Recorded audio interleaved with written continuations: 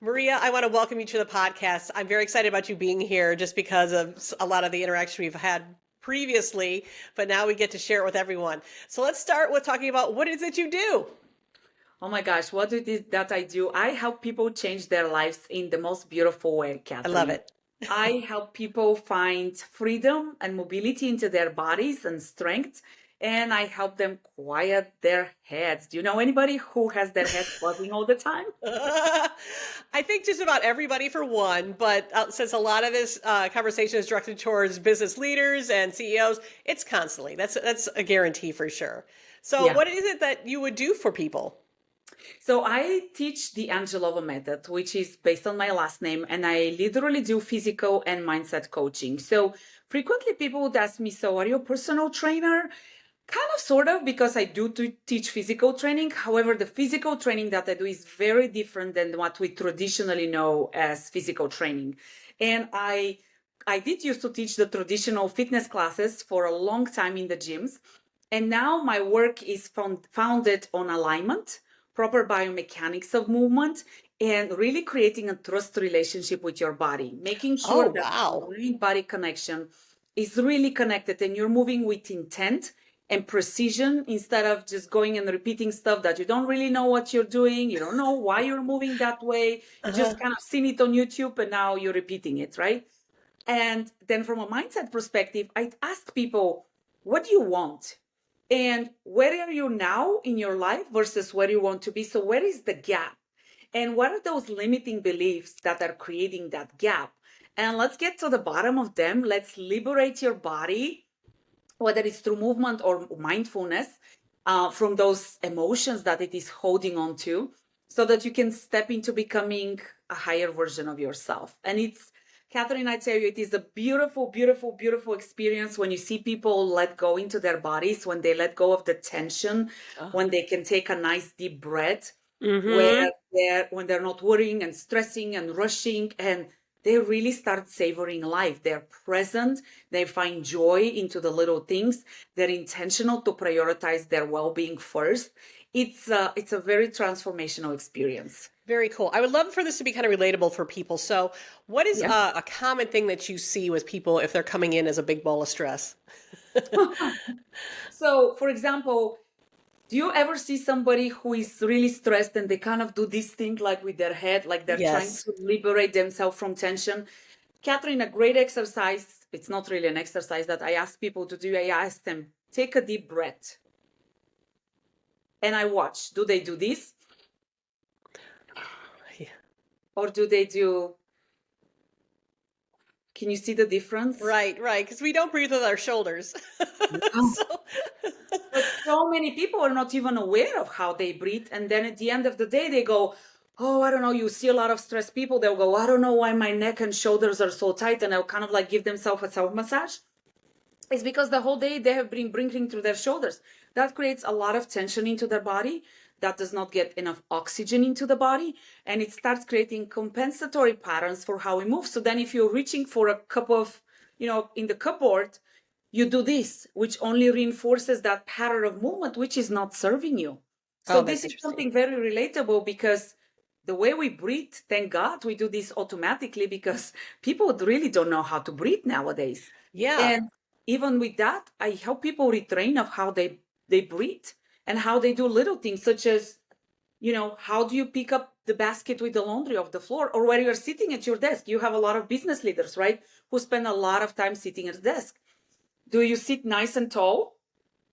Are you slouching forward? Are you like somewhere here? Are you short? Right? When Yeah. you hold the phone, is your head constantly down? Is your head properly ergonomically by your line? Are you constantly? I see a lot of times people who sit all day long, and I'll ask them, "What is your monitor? Is your monitor straight ahead or is it to the side?" And they'll say, "Oh wow, I've never thought about that." Well, if you sit 10 hours like that, guess what? Right. Your body is going to perhaps even twist the entire torso sideways. And then that can start causing aches and pains. And then stress, if you don't have the tools to manage your stress, how would you know that? You'll feel overwhelmed, you can feel worried, you can be doubtful, you can be rushed, you might not digest well, you might feel bloated. You might not sleep well. You might lie into bed thinking, oh, I can't wait to lie down in bed. But then you get in bed, and for 2 hours, your mind just keeps going through the list of things you have to do. These are feedback mechanisms your body has and it's asking you for, like, give me a break. Mm-hmm. But as a society, we're so conditioned to just keep pushing, pushing, pushing. Right. And the magic is when you start flowing, flowing, flowing. And I'll tell you, with business leader, and I was in the corporate world. I was in the corporate world for 20 years. Mm-hmm. And I was that person pushing, stressed, anxious. And I didn't know there was an alternative way. And everybody around me was feeling the same way. So it Right. was normal. We have normalized feeling that way. And now I have walked the path from being that stressed, rushed person to, like, savoring life and being present. And I'll tell you, when I tell my clients, I used to be like you, and they're like, no way, you? And I'm like, yes. I'm like, I've been there. And they're like, no way, you're so calm. Yes, because I have the tools. It's not that, I'm a human being. Right. So I also can get reactive, but I have the tools and the self-awareness to walk myself, to pull myself back, and to pause before I keep going. So your best case study, basically, it's like, yes, I was like that too, and here's what I had to do. Yeah, and I love what you were talking about too, because some of the simple things that people might not be thinking of when you're talking about seating position, is that our spine is designed to be straight, or to be in alignment, I should say, is probably a better word. And if you have your big melon leaning over all the time, it's holding that up, and it's like all that weight, is being held by your spine. And that's why we do get a lot of neck ache and things like that. And the other thing you talked about was breathing. I immediately thought about too, not just the shoulders, but a lot of people think that they breathe technically into like their chest, but the diaphragm is much lower. And that's where all that air comes in. And I love that. And I'm just mentioning those couple of things. Those are things that brought to my attention that were really a big deal once I started. Well, I was made aware of it, that I was doing these things. And then second of all, how much I felt a difference once I did align my back, breathe properly, and things like that. So I'm not going to be your biggest case study, but just, from experience alone, that stuff works. It works, and it works amazingly. And it's almost, Catherine, too easy for people to believe that it works. Like, wow, you're telling me my neck tension is going to go down if I learn to breathe properly? Yes. Yes. Yes. Yeah.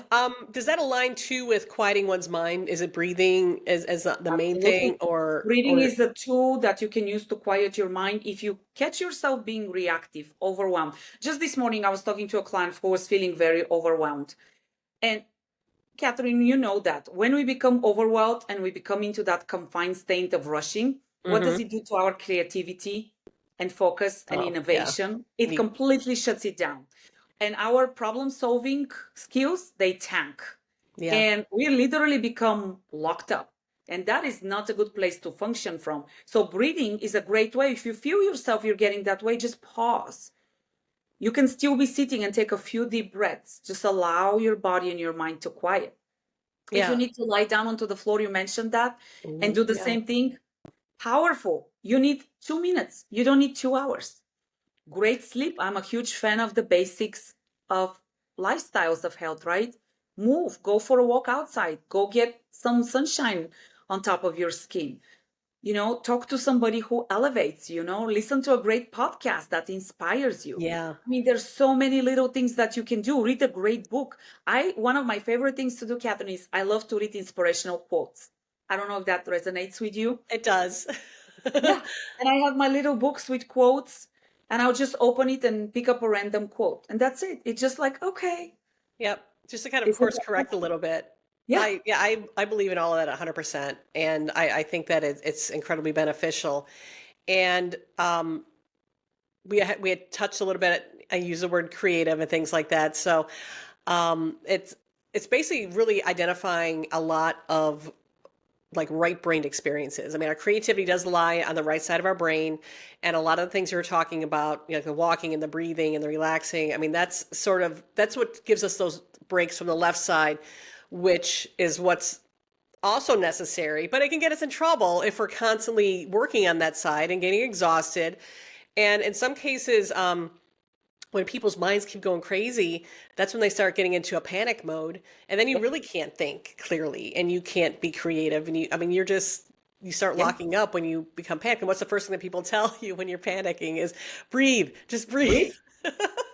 And you make a very good point, and I also want to relate the right and left sides, and also that state of panic and anxiety. Also think about the nervous system, Catherine, right? Oh The yeah. sympathetic versus the parasympathetic nervous system. We have the sympathetic nervous system for a reason, to keep us safe. Yes. However, our sympathetic nervous system is not meant to go 24/7, and Right. this is where we have become as a society. And once again, that shuts us down and does not predispose us to creativity. Right. And the other thing that you bring up that's very important is balance.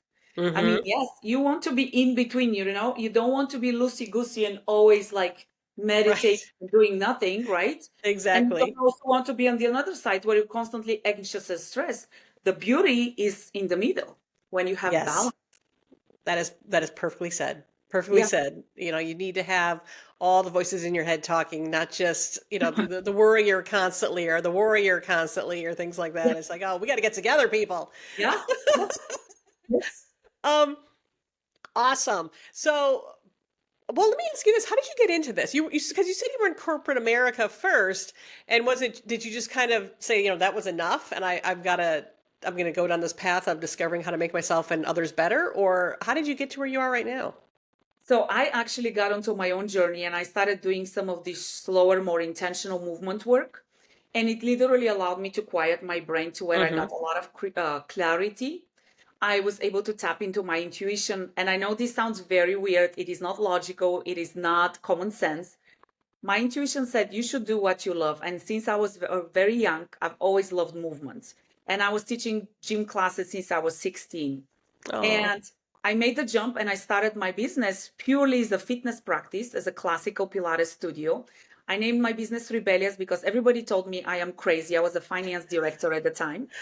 And then through my own personal journey and working with people, I started seeing more of that mind-body connection. I started studying neuro-linguistic programming. I started studying more about the brain, neuroplasticity, mindfulness. And I personally started experiencing, as a case study, the difference of what it did for me, being yeah. intentional, being present. And I mean, Catherine, in the last 8 years, like I'm a different person. Like it's weird. I'm living a completely different life. Before I was on the hamster wheel, rushing, Right. stressed out, anxiety attacks. I mean, and that was normal. That was part of my like daily. I slept very little.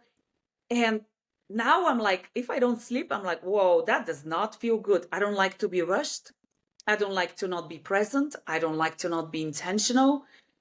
And it's a game changer. And my energy is shifted. I have so much, I am 8 years older now, but I feel so much better than I felt in my younger years. Right. Yeah. Right. And It's that's amazing. how it can really, really make a difference because we don't really understand how, or really comprehend at the time how much that is aging us too.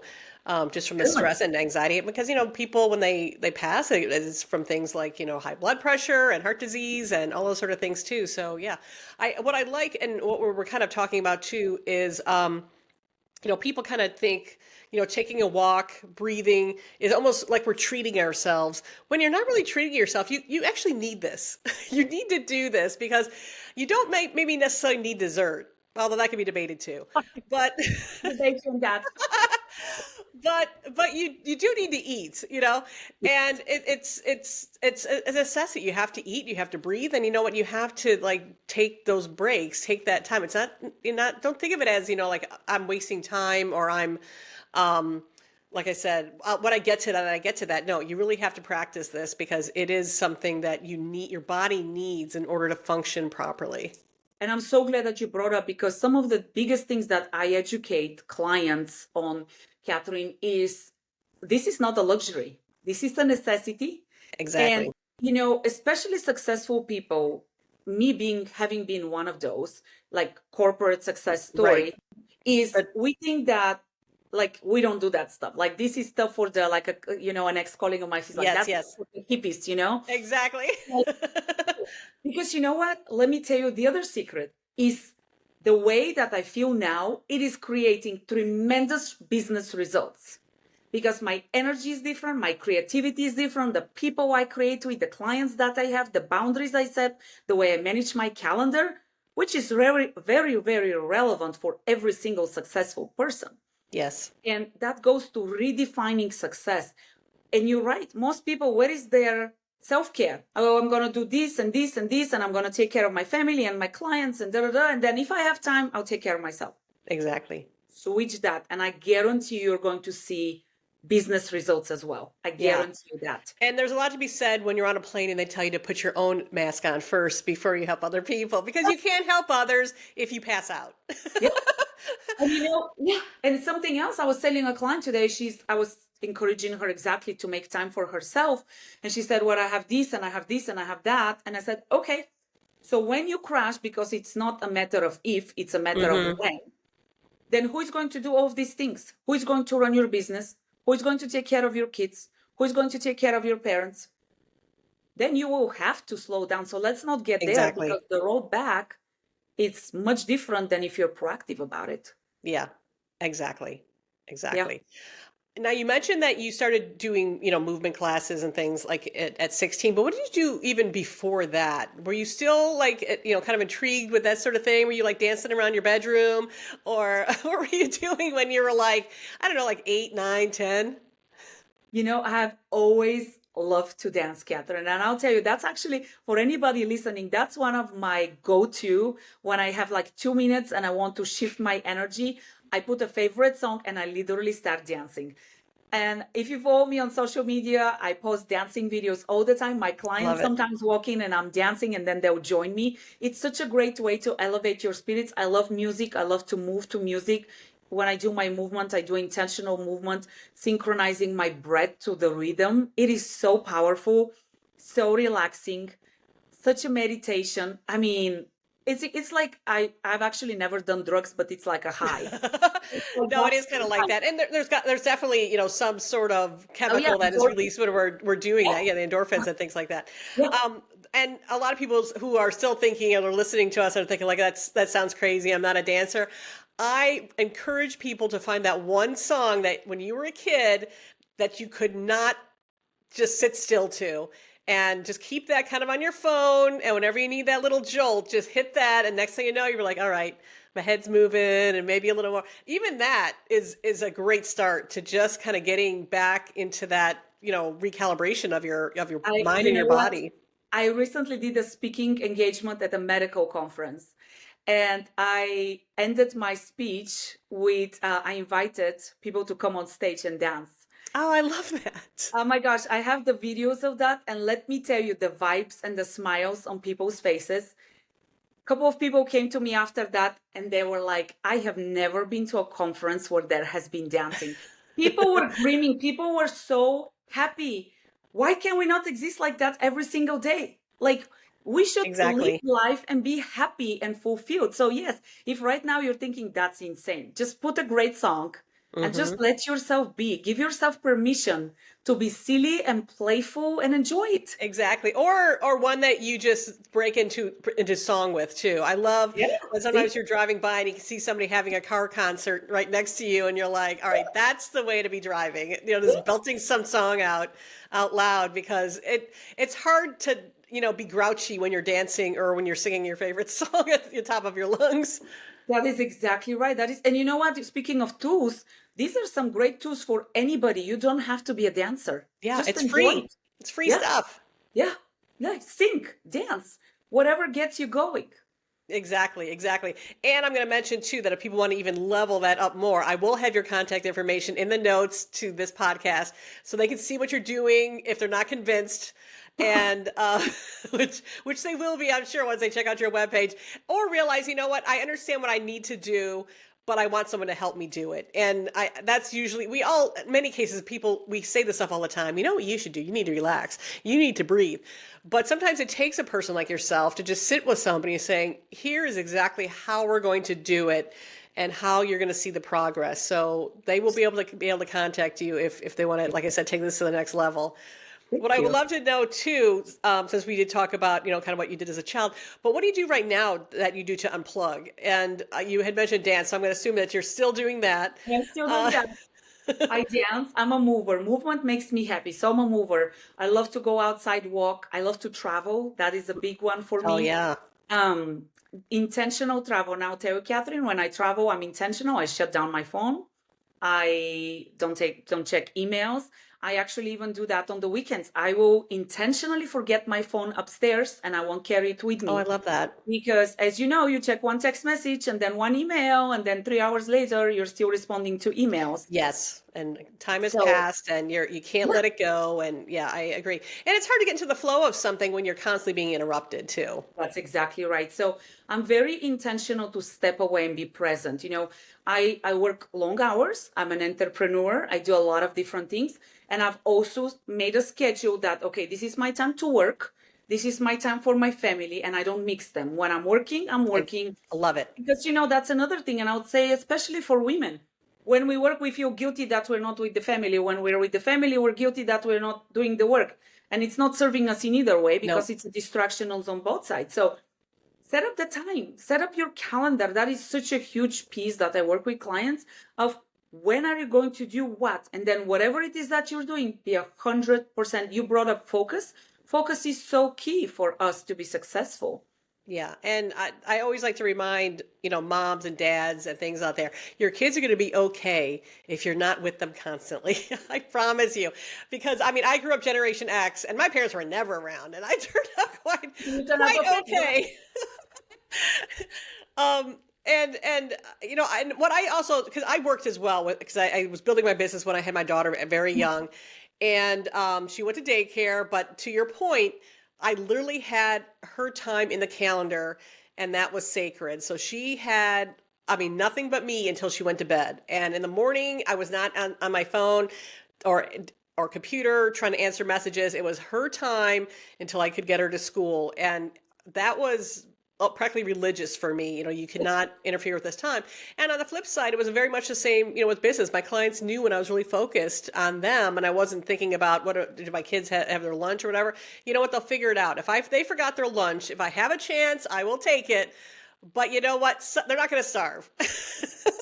So, The other important part you're mentioning, Catherine, is by us showing up this way, you're also teaching your clients those same skills, right? yes. We are demonstrating by leadership. We're also teaching our kids how to show up. A Yes. client made a joke today about something her daughter did, and one of her friends said, "Well, who taught her that?" Right? Right. We Right. teach. And teaching them that self-sufficiency Yeah. is great too. And that's the one thing that, like I always like I said, Gen X always jokes about that we were kind of left alone, but man, I got to become super self-sufficient Right. because you had to. And I think that's almost a gift that you give your children when you do that too. It's like, don't do everything for them. They'll go to college and they'll know how to do laundry, for heaven's sake. Yeah. So yeah, Yeah. give them some space. Give the kids some space. Yeah. You know what? And I think that's also very important because I grew up with a lot of rules and regulations. I'm Eastern European, which we have a ton of rules. We had some of that too. And I have to tell you, the way I'm raising my daughter right now is very different than I would have raised her just 8 years ago, because I am understanding that she's not me, and Yeah. she does life differently, and it's important for me to respect her boundaries and the way she sees life, and to also give her that independence to be free and creative in her own way. Yeah. And we can loop this back perfectly because the last thing you want is to be a parent that is completely stressed out, completely on edge, constantly in the survival panic mode. And Yes. your kid does one thing wrong and you are losing it. But if you're relaxed, like you're teaching people to do and that have a clear head, you're going to be a much better parent. A much better parent. I can attest to that. A much more patient parent. Don't get me wrong. I have a teenager, so Exactly. Same. teach you. However, yes, the level of presence, the level of freedom I give her to her be her authentic self, Yeah. I think it's amazing. Yeah, And as opposed to trying to just, mold them into something because everything has to be so rigid because they're freaking out all the time. yeah, And it that has to be- also we could blend that right into business too because that is how you treat your employees as well. Like if you're constantly that boss on edge, who wants to work for you, Yeah, that's what I'm saying. All of this work, people sometimes, Catherine, don't see the correlation of this work because To some people, it feels very, whoa, like what? I'm going to sit and breathe? Like, yes. And when they start seeing how they feel better, how they show up as better parents, how they show up as a better leader, how they show up as a better manager, and they started, like, I had a client and she said her employees were very confused what was happening because she completely started showing up in a different way, being more empathetic, more understanding, more curious about them, giving them more freedom to be who they are, to invite innovation versus it's my way or the highway. Right. And her employees were like, what is happening? Like, Who is this? who is this, right? But it started creating dialogue. It started creating team spirit. It started changing the dynamics of her business. It goes such a long way into creating a successful, sustainable, profitable business as you're feeling great. I mean, wouldn't that be great? And that's what I Exactly. talk about redefining success. Success is, yes, building a business. Success is also feeling great while you build the business. Yes. And that is a perfect place to end this because we could literally probably talk much, much longer. But I think people got the point. I think we've explained it well. And I love that you kind of are providing this service for people. And again, they can get a hold of you if they would like to learn more. But most of all, I thank you so much for being here today. This has been so informative, so lovely to talk to you. Thank you, Catherine. I appreciate it. Thanks for listening, everyone.